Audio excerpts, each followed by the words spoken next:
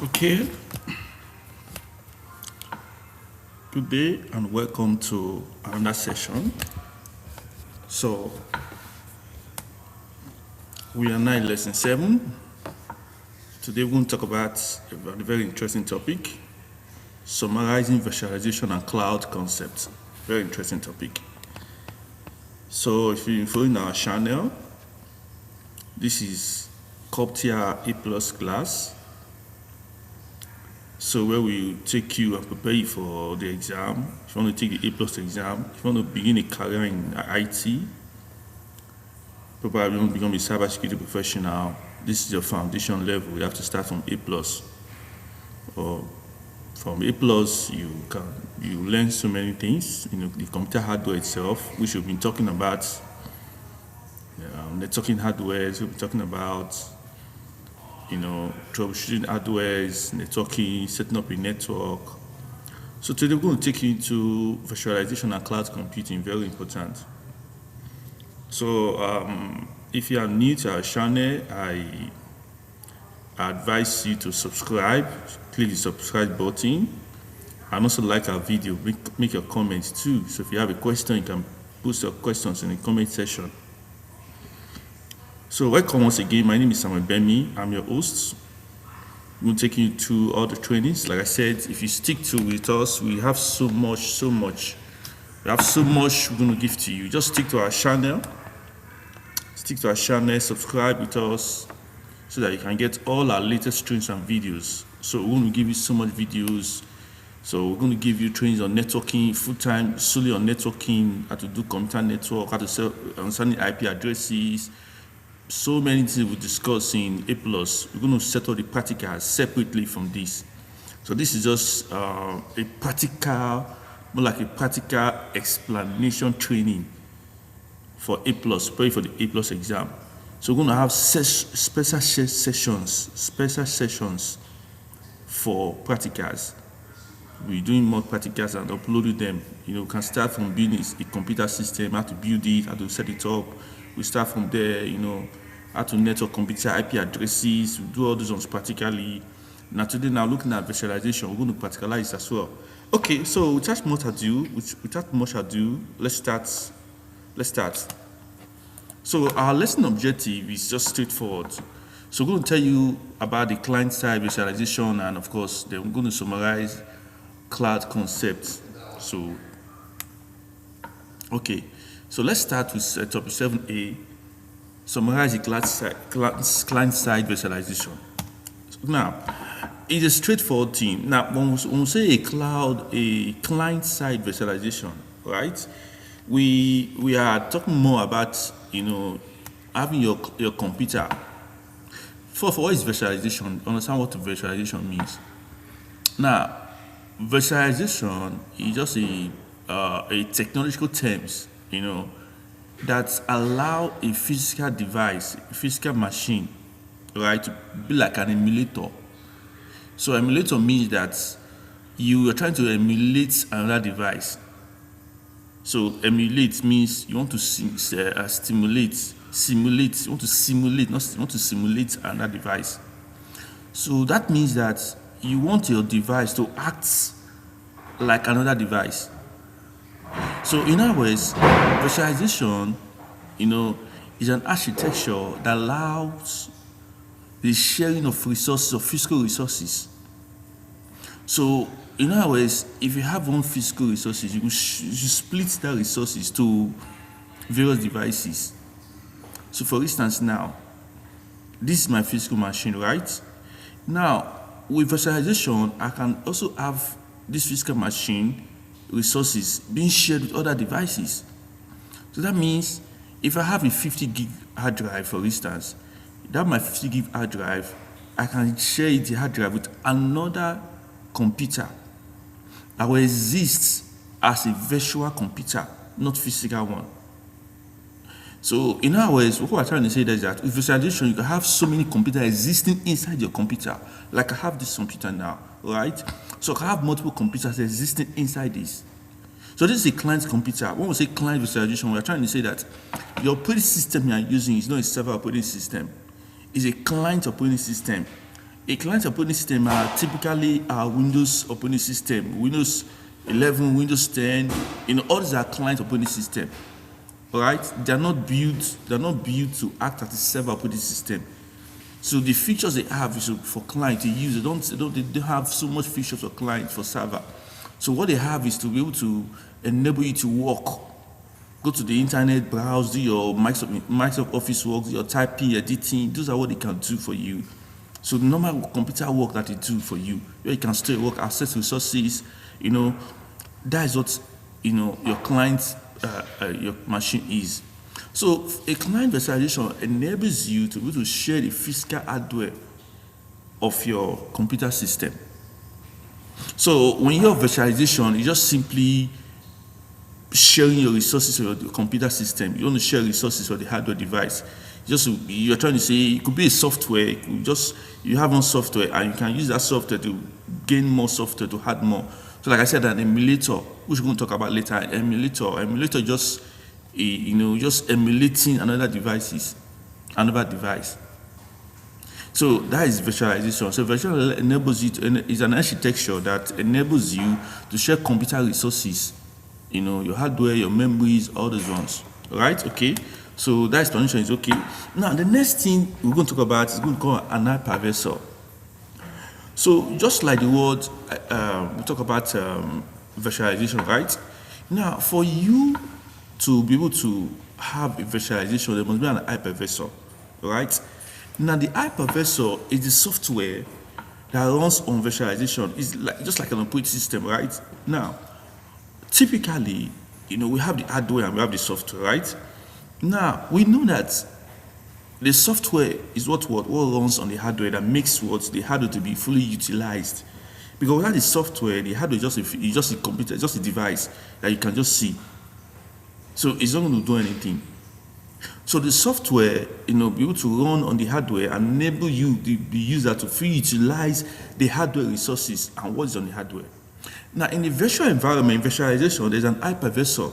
So the hypervisor is what makes, the virtual environment to be fully utilized. So those hardware resources we'll talk about, sharing the hardware, the software, having multiple computers running on one computer. What makes that happen is hypervisor.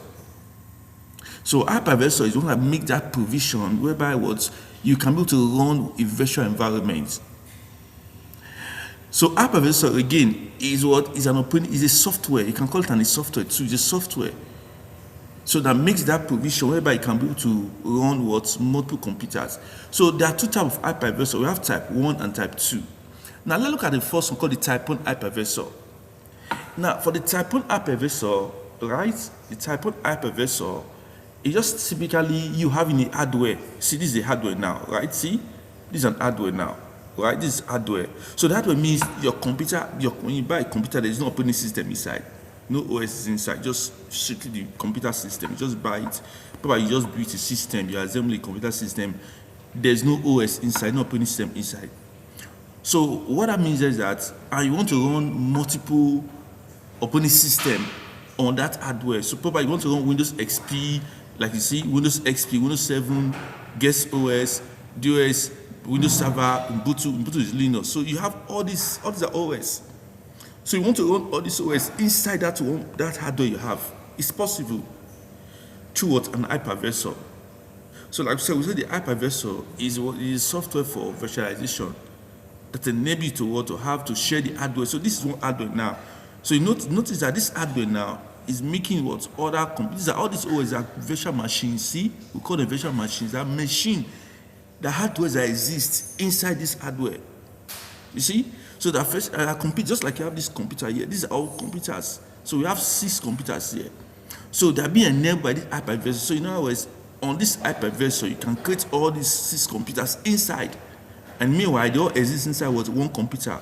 That's also virtualization is an architecture that allows you to share the physical resource of a computer, the hardware. So you can share the physical resource of the computer. So whatever size of your hard drive, your memory, your processor, they're going to be shared by all this OS. Okay, now take a look now. In this type 1 hypervisor, we only have We only have just the hardware and an hypervisor. There's no operating system here. So that means I buy the hardware, then I look for what an hypervisor to install. So a typical hypervisor are Oracle VirtualBox. If you have about Oracle VirtualBox, yes, this is an hypervisor. They will also have VMware, right? Yeah, VMware. These are part of hypervisor. We have Microsoft Hyper-V. All these are hypervisor. So all those ones they be able to enable you to share the hardware of your resources. You can create multiple computer systems, multiple hosts inside and install whatever software. Now, type 2 hypervisor means that, right, you have the computer system, you have the hardware. This is the hardware. And then on the hardware, you install an operating system. Then after the operating system, you now install what your hypervisor needs. So this is the most popular hypervisor around, the most popular ones. Like my computer machine and my system I'm using right now, this system, is a type 2 hypervisor. So I have the hardware, then I have Windows 11 installed. Then after that, they have Oracle VirtualBox installed. So on my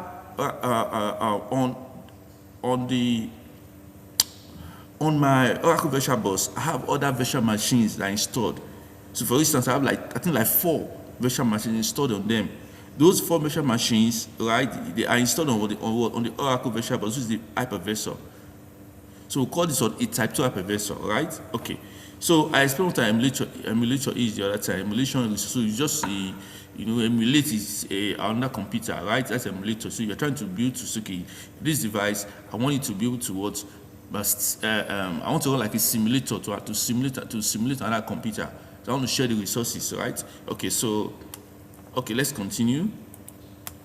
Okay, so now this is a typical example of virtualization now, like we're explaining now, right?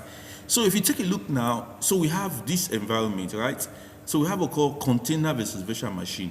Now I'm going to tell you about container. We see virtualization uses client-side virtualization, sandboxes, install legacy software.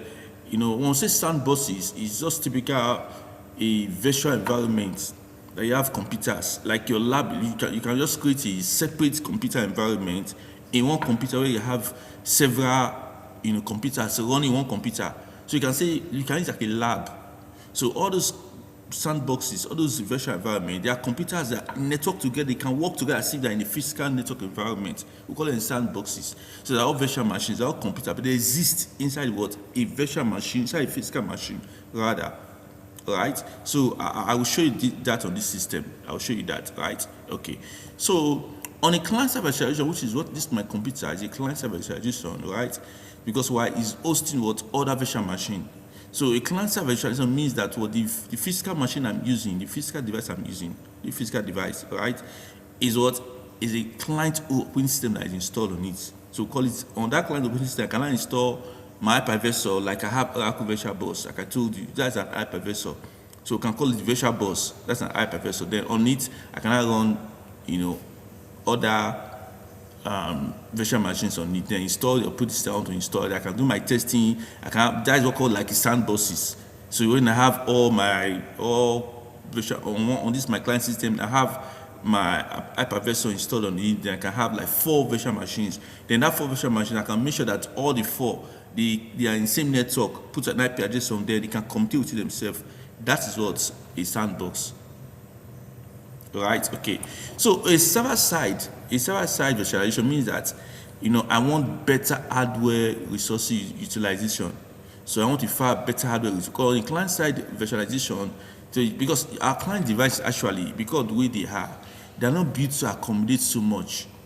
So the resources on them, they are built just for normal uses and the rest to work and do free work, for myself. And now when I'm looking at when I want to do bigger work, so probably I want to host an application and I want other users to access my application. Maybe I want to have a web server, for instance, right? So in that web server, I'm going to have a database installed on it. Then I'm going to allow user connect to my server so that they can work either remotely or physically. Now that kind of a system, I cannot use my client computer to do that because my client computer is not built to serve other system. So what I need to do, I need to get to a server machine. So there's a server machine, a server hardware, PC, server computer I can buy hardware. So they are made to host this kind of work, to do this kind of purpose. So they do this kind of work. So those are the machine you have to look at for. So you buy this kind of see better hardware utilization and resource flexibility. So they have better hardware utilization. So they have good resources, good processor, good memory. The motherboard is built for that. So earlier in lesson 1, we explained motherboard. So the motherboard, they are made for what? Server. So they have better hardware resources. So with that one, now you can have a good, you can install your hypervisor on it, and you can host as many virtual machines you want to host. So remember, on virtualization, all your physical hardware, your physical resources, right? Your physical resources, they are being shared by other computers in that virtual environment, right? I'm going to show you the practical later. They also have application virtualization. So application virtualization is just the software that you installed on the server that can allow people to stream and to work. So you install your application virtualization. So you just typically the same way you have a software. On that software, when you install the software, then you can now be able to, the application now enable you to share the hardware of that system. So we call that the software, install the software on the server. So in other words, you have a machine, install Hyper-V, Microsoft Hyper-V. So Microsoft Hyper-V, then hypervisor that work for what? Microsoft system. So when you install the application like VirtualBox, Oracle VirtualBox, all the application virtualization. So you can install it and you can make sure that the software are being shared around all people. Say install software to server and stream to client. Right? Okay.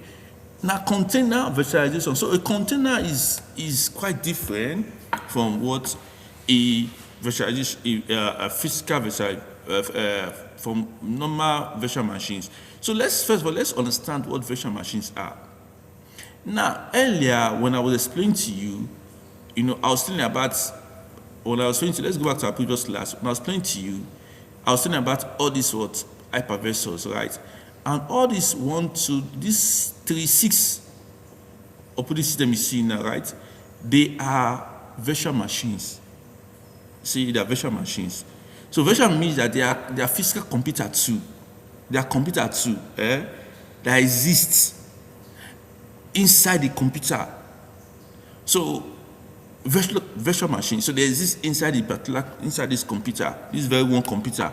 So all these 6 they are different operating system. If you look at them, they are separate virtual machine that is created to run on one computer. So they also have memory, RAM, everything. So what they are doing now, they are taking the hardware resources, they are sharing resources from the first computer. So these are virtual machines. So if you have one computer, on that one computer you can have many more computers. You can have like 6 computers exist in one computer. We call them virtual machines, right? Now, the difference between a virtual machine and a container service is that a virtual machine, right? In a virtual machine, you install your operating system, right? Then you now install an hypervisor, like a type. To look at it here. See, this is server, which is the hardware. Host OS, like Windows XP, for instance. On Windows XP, why am I saying Windows XP? Windows 11. On Windows 11, you now install your hypervisor. Typically, Oracle VirtualBox. So that is the most popular one. It's free. You can download it online. I'm going to show you. VirtualBox is free. So that is a typical hypervisor. I'm going to do the practical for this. So please stay tuned. After this A+ classes, I'm going to have separate videos for practicals. All I've been saying. So stay tuned. I'm going to title it Networking Essentials. So it's going to be networking, purely networking. Or I'm going to say networking. I'm going to look for a way, networking for pros. I can call networking for pros of essentials. So I can say networking essentials stroke pros. So if you want to understand networking essentials, I'm going to tell you to pros, to professional. I can explain all these things practically. I'll design them and So each topic I take, I'll do the practical. So watch out. So by the end of our CompTIA A+ training, by the end, which I believe we cover plus core 1 and core 2, then we can now start looking. So stay tuned, and when you stay tuned with us, we're going to show you all those things. Okay, so now this is what we're saying. So this is what we are seeing now. So now we have the host, we have the host OS, all the hypervisor. So the hypervisor is your hypervisor is the software, the software application that will allows you to the software application that will allows you, the software virtualization that will allow you to be able to create virtual environments, right? Which is your hypervisor too. So the hypervisor, we said earlier, is just like the OS for virtualization. So that enables to have to create virtual machines. So after that, you have the hypervisor. Typical one I always say it, Oracle Virtual Bus. So this is a virtual bus now. I can say virtual bus. On virtual bus, and I create 3 virtual machines. So inside this server, I create 3 virtual machines here. Then on the virtual machine, I can now install what operating system on each of them. So they will do all this virtual. They're going to run independently.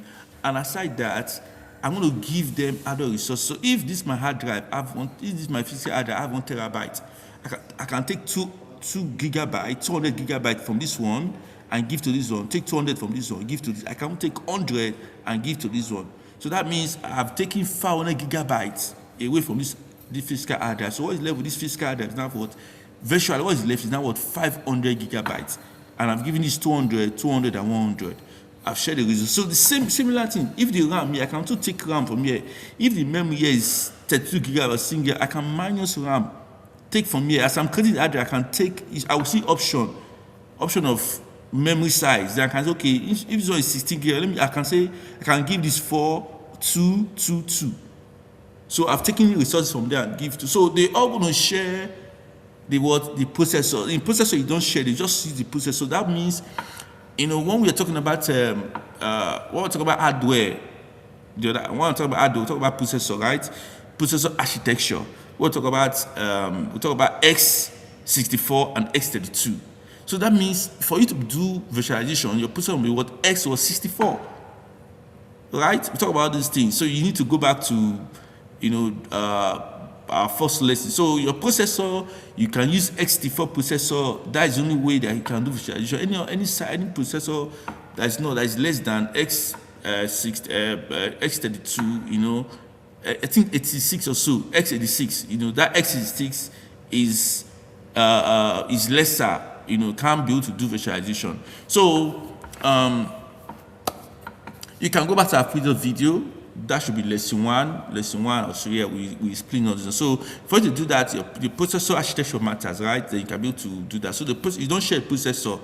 Sorry, you don't allocate processor, right? You don't allocate processor, but you can allocate hard drive, and you can allocate the hard drive, allocate memory. These 2 things are very important to various. But the processor, it's only when your processor is x64 that you can be. So you put the architecture x64 that you can do that. So your processor it's not x64, then which means you cannot be able to do that. So processor architecture matters. So when you get to the network, when you get to networking too, the system is going to share your network card, but it's going to create a virtual network on your physical network. Let's not go there. We're going to do this practical. You're going to see. Now, the next thing is container. Now, a container is different architecture entirely from virtual machine.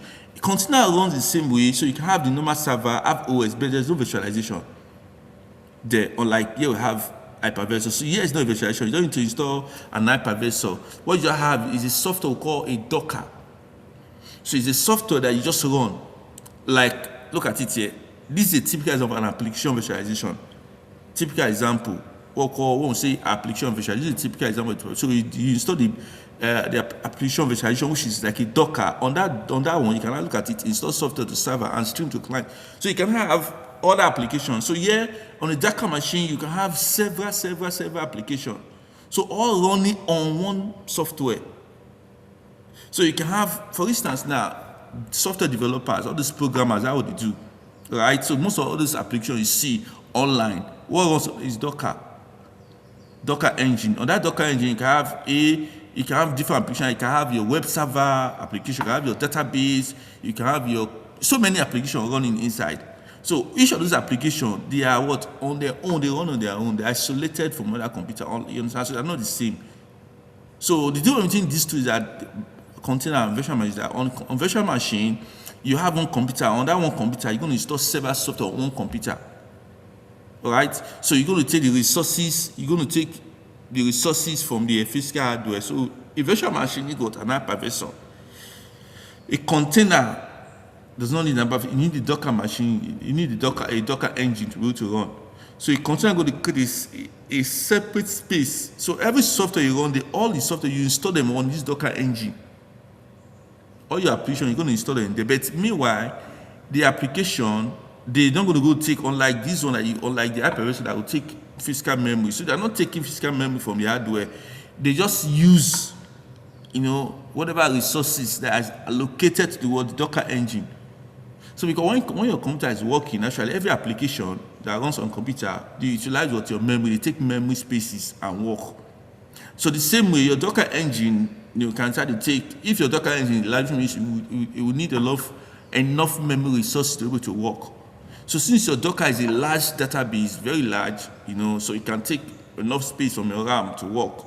So that's whatever you're using there, whatever you're using on your Docker engine, all your application will use from it to work. So a Docker creates a separate application that are isolated from one another. They're not the same. So on your Docker engine, you can have different applications running on it, different applications they can run inside. So you can have SQL Server running on it inside this Docker engine. Then you can have those of us that can do webs. You can have HTML. You can design your code, right? You run your code there. So all those stuff, you can do all those things on those places, right? Okay. So typically, I just explained all this on virtualization, CPU, central processor unit, the platform. I explained that your processor, we actually don't share we don't physically allocate resources when it comes to processor. So by default, your processor your processor speed, your processor architecture have to be the architecture that can provide for what that give permission for you to do hypervisor, for you to do virtualization. So earlier, I refer you back to our previous video. We explained all these things earlier when we talk about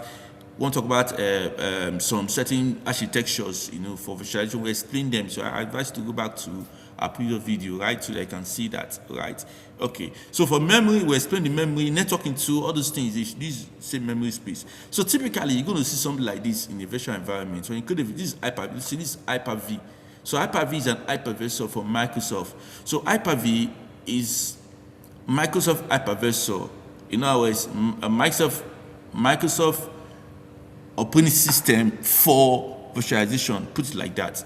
So earlier I said virtualization makes create virtual environment and create virtual machines, to share physical resources, right?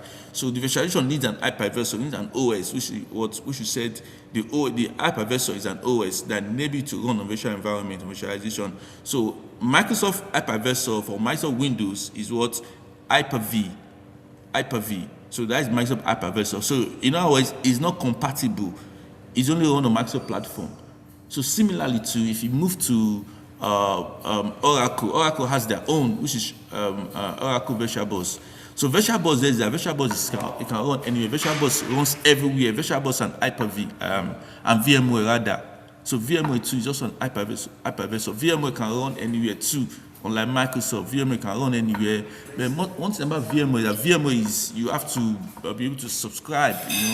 So you pay subscription fee. VMware is not free, but now we have Oracle VirtualBox is free. You just go there, download Oracle VirtualBox, then you can be able to do that. Okay, so a few things we want to look about virtualization, right? So the virtualization has security requirements, right? So guest OS security, manage patches and security apps on each guest, rogue virtual machines. So all these ones are forms of security you have to consider when you're doing virtualization, right? So in other words, in virtualization, you say what you do, you install patches like updates. You must on your virtual machines, all applications that are there, you also have to run and update them too. If not, you can have an attack. A software can harm. You can have application running, which may be a virus, a threat or whatever, a malware, whatever can be able to penetrate, that system, that virtual machine, through that software. So you also have to update your patches, all your applications on your guest system. Very important. They will also have rogue virtual machines. Now these are virtual machines, that someone might install. They might set it up. Maybe an attacker managed to get hold of your virtual machine.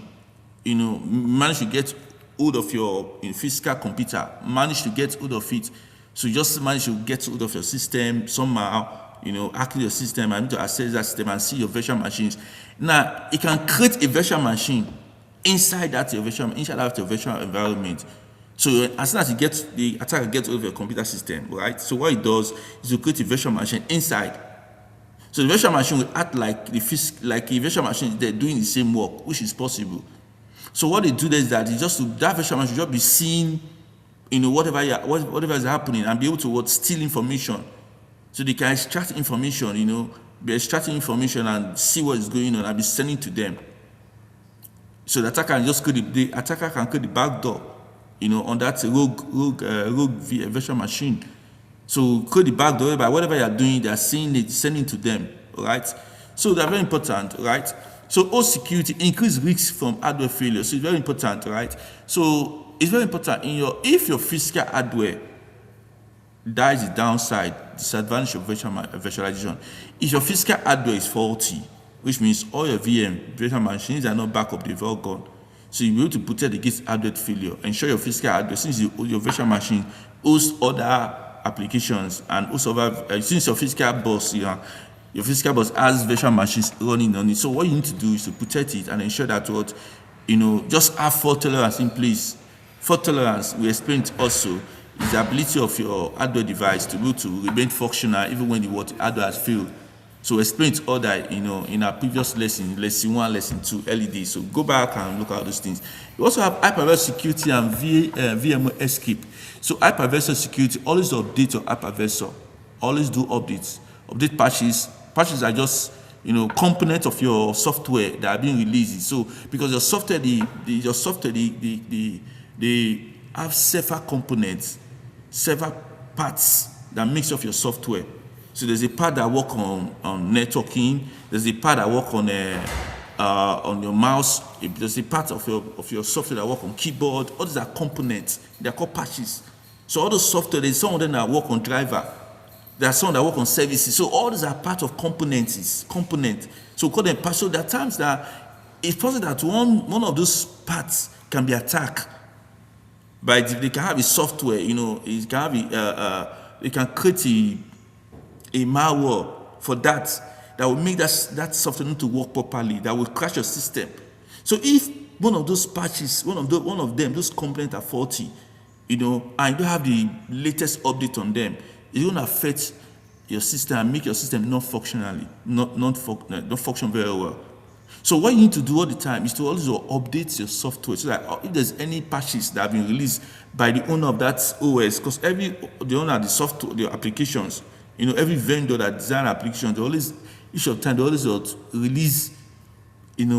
release patches every time to see the keep the system up to date. Because one thing about hackers, system hackers, attackers, they don't rest. So they're always busy, thinking of how they can be able to. It's just a competition, So you as a developer, you are thinking, you want to create a new solution, as soon as you just create it, the next thing they're doing, how can they hack into it? I think of how to get into it. So that's why there's what we call in cybersecurity. Let me not go into cybersecurity. Let me just focus on this, right? I want to talk about zero-day attack. So in cybersecurity, there's what we call zero-day attack, right? Zero-day attack is software that is being developed. We develop the software, it's just so clean, right? You not discover any vulnerability, no weakness, everything is fine. Right, but meanwhile, it's an attacker, can sit in there and look at the software and begin to see weakness in the software. So when they see weakness, they can be able to assess the software and be able to bring it down. So all these are called zero-day vulnerability. So at that time they develop the software, they don't know about it. That this network, this software application has this weakness. They've not discovered it, right? So it's very important that we be able to install patch all applications that we've created, right? Very important. So your hypervisor too, your VMware, all those ones, update them. Oracle version, always install the latest updates. Go online, install updates too. It's very important, right? Okay. So what's VM escape? VM escape. If you hear about VM escape, it's called virtual machine escape. Now, a virtual machine escape, right, is a cybersecurity terminology, right? Now, it means that an attacker managed to escape. So an attacker get access, because these virtual machines, they are machines. So, virtual machine, they are a virtual environment actually that is a separate environment, that is different from your physical environment where you're working. All right. So in your physical environment, you can have application. Okay, take a look at my system now, right? Just take a look now. This is my system. This is my physical environment, right? Now, what I have here, this is physical environment. So I can access folders. You see, I can access different folders here. All these are physical environment, right? Now, let's look at a virtual environment. Now, for me to access virtual environment, I will tell you, let me just say Oracle Virtual Bus. This is an hypervisor, Oracle Virtual Bus. I'm going to open it now. See, you're going to take me to a different environment. So I'm going to virtual environment now. This is it now. This is what I was telling you. See, here I have like 4 virtual machines. 1, 2, 3, 4, 5. 5. These are 5 virtual machines I have here. So these are different purpose. All these are different operating system. See, this is the PFSense, this is Ubuntu server, Windows 11, Parrot. All these are OS. But all these are OS. So I run all this in a virtual environment. You see, and meanwhile, this is what we explained earlier to you. Meanwhile, this is the physical machine. This is the physical machine I have here. So here I've hosted several virtual machines throughout my hypervisor. See, this is Oracle Virtual Bus. So the Oracle Virtual, I've created all these things, so meanwhile, all these virtual machines seeing, they are sharing my hardware resources and they are sharing my memory. Now I can do this because my processor architecture allows that to do it. So by default, my processor architecture is being shared by default by every application that is there, right? So this is what we're explaining. These are virtual environments. Now, if I open one virtual machine, this is a virtual machine. I open and start working, right? So if I'm working on a virtual machine, right? If I'm working on one, right? Say I'm working. Let me just open. It's doing long process, right? I can open Kali Linux. So I open this. I'm working on this virtual machine, this environment. When I'm working on that, right? Whatever I'm doing on that environment, it's just isolated. It's just for me. So from there, I can't access other virtual machines from there. Now, also from that place, I cannot access my physical machine because I'm in a virtual environment too. So I cannot access my physical machine. Now, it's possible that because this is a virtual machine that goes to the internet. So when you're opening it, you're accessing internet. So the internet is a separate world. So when you're on the internet, you are there's possibility that you might be attacked because you have an IP address. So, and if you're not secure, you're not protected, you're not always protected, right? Which means you can be attacked. So somebody can be able to penetrate and enter this virtual machines, your system, your virtual machine, and be working on it, So when they are working on it now, so what happens? So they're working on the system, they can go all over the same way an attacker get access to your system. They work on the system too. They go over and look at everything, look at what they are looking for, the same way. So when you gain access to this very system, when this very Kalinos you are working on, and the attacker gain access to it, so they work on the system, they do everything they can, steal your information, steal files, and install whatever they install inside, commit whatever they want to do inside. They can do whatever they want to do inside the system. Now, but they cannot leave that place to access your physical resources. So they can only do that by what we call VMware escaping. So VMware escaping is whereby the attacker managed to go beyond this virtual machine you're working on, leave this area and start accessing your physical resources. So the attacker that is working on this machine, and this one is working on this virtual machine, somehow he managed to come in and start accessing my physical, I start access all this my physical application, all this, my physical machine. He start going and see what is happening. Start working on that. That's what he has escaped. We call VMware escape. So that is the cybersecurity terms, right? So that's what we call VMware escaping. So he has escaped from what? My virtual machine to access my physical device I'm using, my physical environment, has ended and start using it. So all those things, so those are what we call VMware escaping. So these are the many downside of what hypervisor and virtualization. So you must be able to, protect your system and ensure that you don't. When we go to cybersecurity, we'll talk more about how to protect virtual machines for VMware escape, right? So let's move on. Okay, so let's look at cloud concept now. So we are done with that. So look at the cloud concept now. So we are done with virtual. So let's look at cloud. So a cloud environment, so it's very important to understand cloud. So nowadays now, so most of those things are resources on the cloud, right? So whenever you go on the internet, whenever you go on email, working on email, you're on the cloud environment. You're setting your Gmail, anytime you're on cloud environment, just know that. So when you access a website online, or you go to a portal where you are doing some information, if you are a student and you go your school portal, you can access your portal, your school portal, you see your resources, your database, your results, everything. All these are clouds. You are doing cloud computing. All right, good. So, but we have what we call on-premise cloud, right? So we have the on-premise. The on-premise cloud is just your private network. Your private network. So in your network, your LAN environment that you have, these are on-premise cloud. So you have computers there, you have virtualization, virtual machines, everything running on your server, everything. They come on-premise, right? So they also host systems, host cloud, insert application, all those things running, right? You understand? So that's on-premise cloud. So we're going to look at the public cloud. The public cloud is the one that you have to get a cloud service provider to host your application for you. So in other words, your servers are being moved now from physical to the space, right? Okay.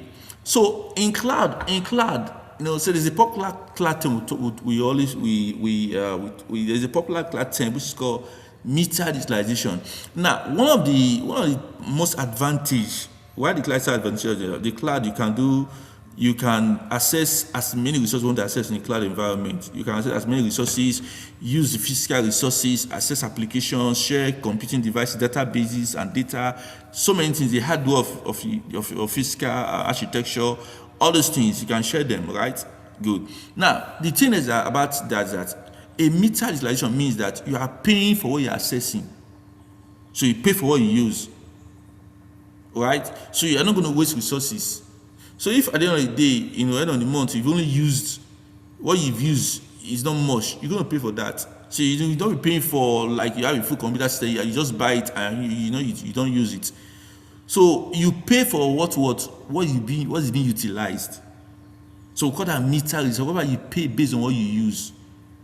So that we call meter. So you pay subscription fee based on what you use. So if at the end of the month you only access the cloud like 3-4 times, and when you access, you use less resources there, you're going to pay based on what you use. So we call that metered utilization, right? So look at some features about clouds. Why cloud is so good. So we have, number one, they give us high availability.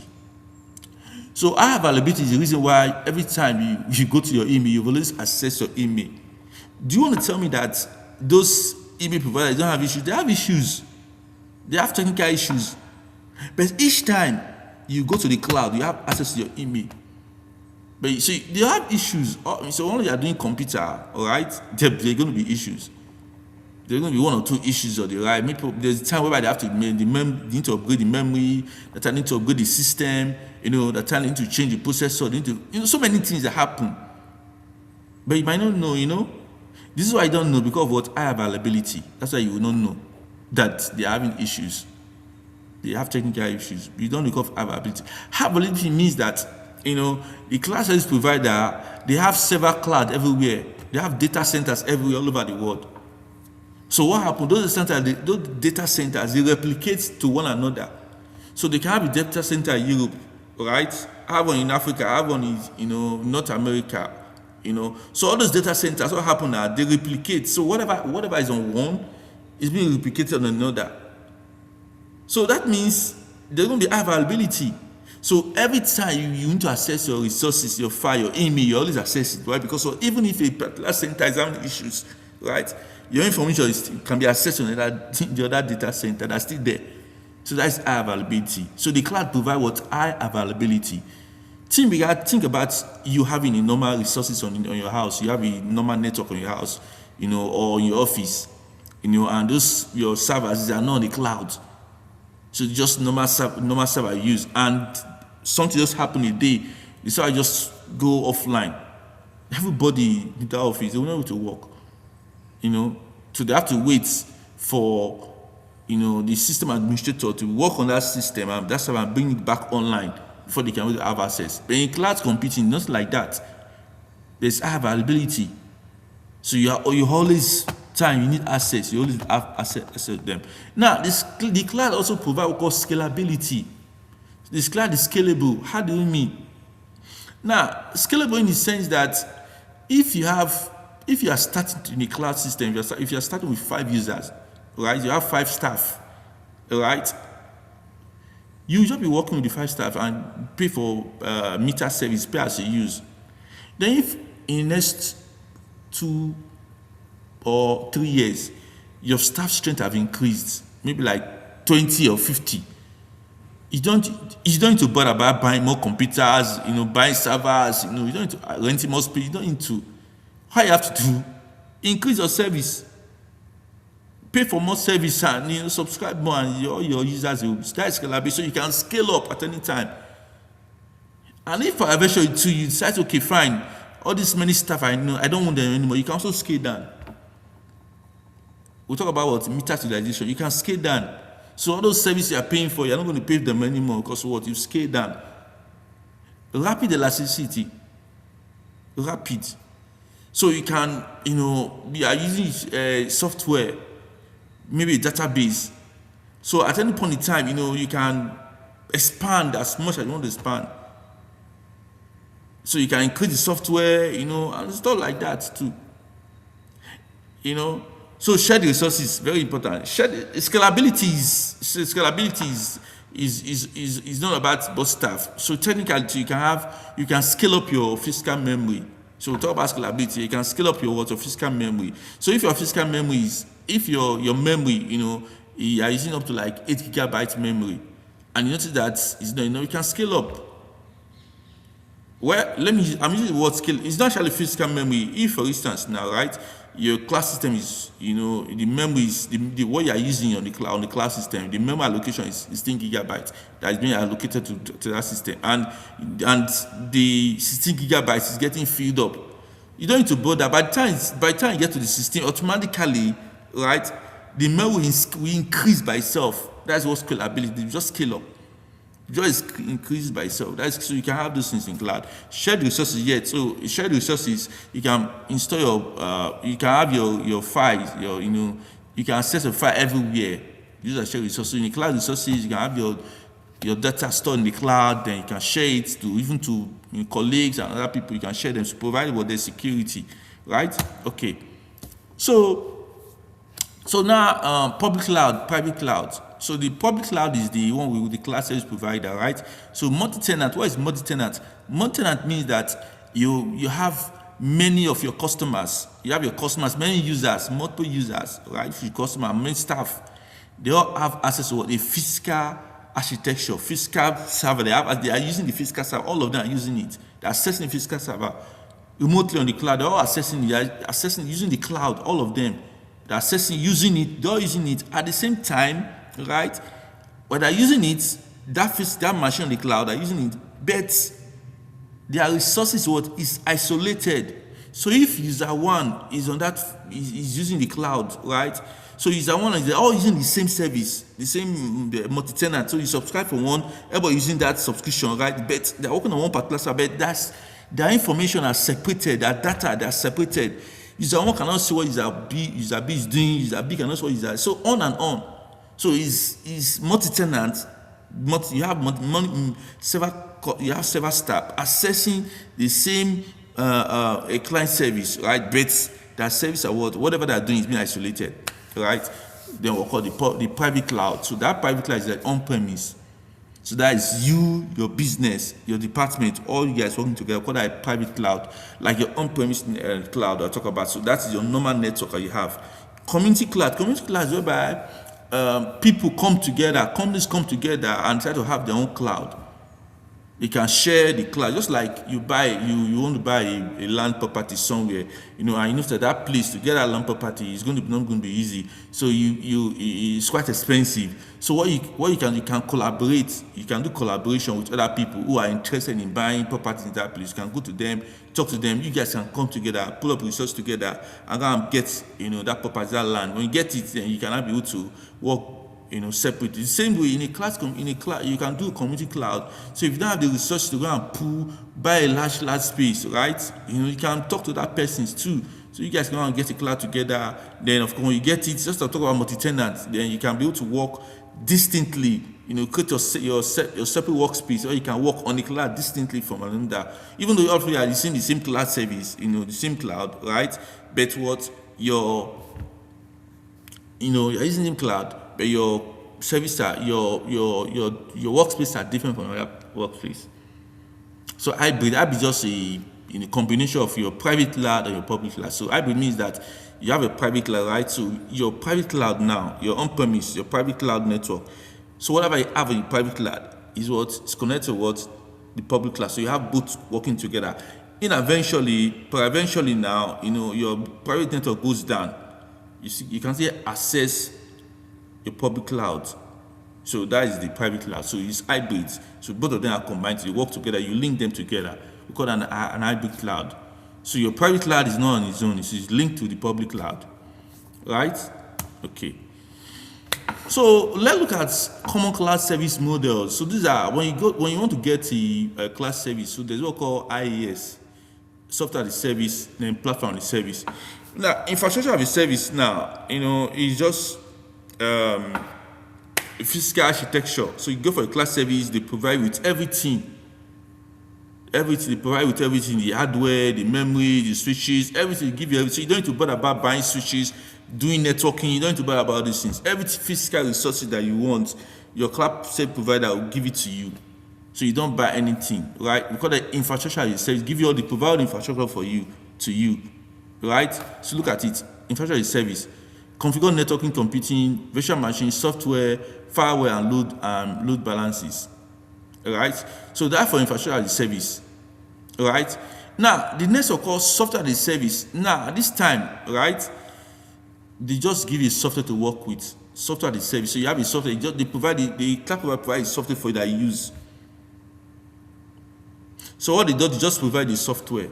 Whereby you use the software, So you only just like typical this software we have like all the software you use now. Those software you use online. Where are they? A typical example of this software we use online. Office 365. Thank you. That is an example of a software as a service. So you just use the software, you pay as you use. You use the software, use it, and you pay for it. That we call software as a service. So a cloud service provider, they provide that software. Then you just use the software. The next one is platform as a service. A platform as a service is usually for developers. So developers are people who write applications, right? Good. So you just get a platform, and you develop your applications. Then you can rent your application out to people. So just you have your software, develop your software. In most of these software developing companies, that's how they do. So they are not fully a cloud company. They're not fully cloud. They're not simply like a public cloud, or a cloud service provider that provide cloud service. They just get a platform on this public cloud and develop an application. Then from people can have access to them. All right. Okay. So desktop virtualization server. So when we talk about desktop virtualization, so you just this time around now you want somebody to have access to your desktop. Some of you are used to call remote desktop RDP, right? Now, if I want somebody to have access to my desktop,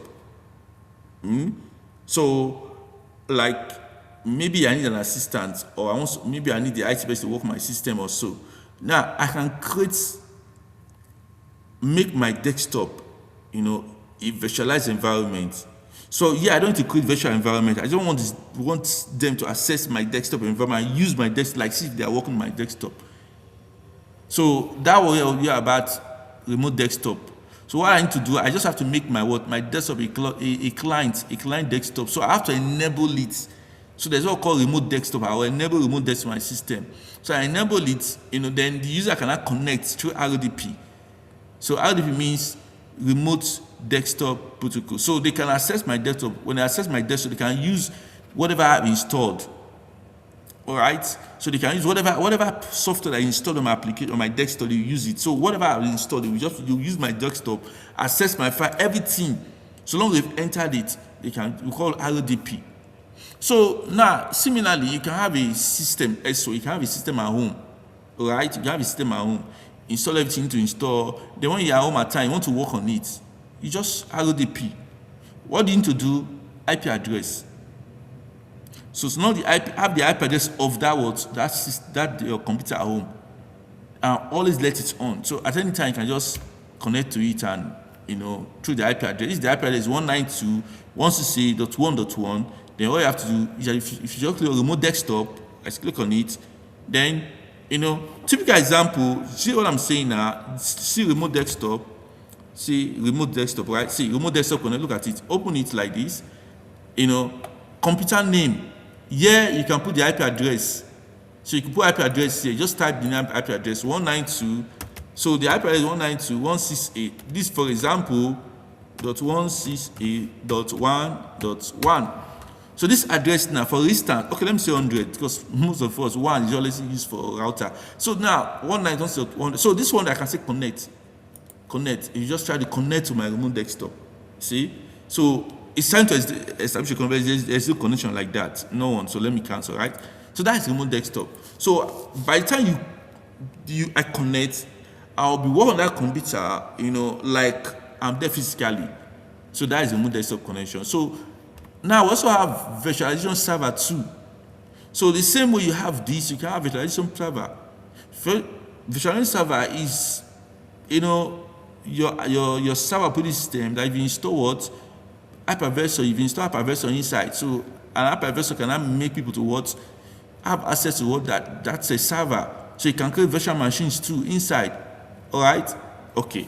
So when we say on-premise versus cloud, we should explain. On-premise is your normal network, your premise network you have, and the cloud network is where you hosted your computing resources, through the cloud system. So you have to get a cloud service provider that will give you a cloud space. So you can go for software as a service, infrastructure as a service, or platform as a service. Depends on what you want to do. All right? Okay.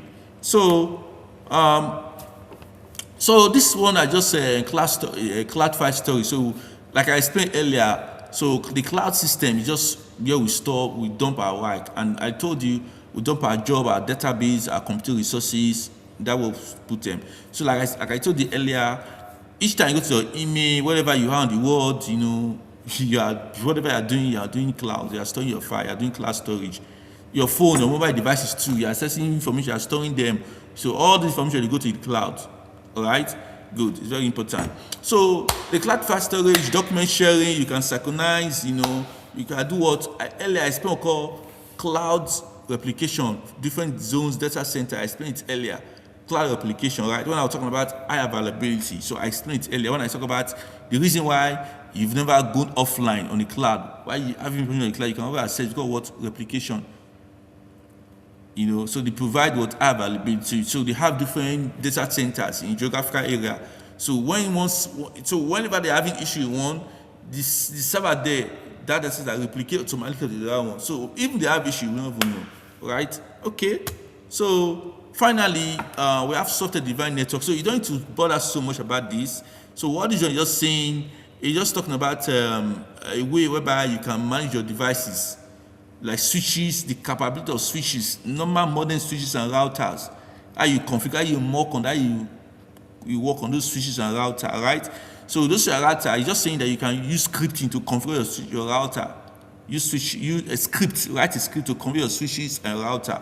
So those are what you try and let you. There's a place we call the physical layer, which is the infrastructure layer, which is at the time that say look at your switches, right?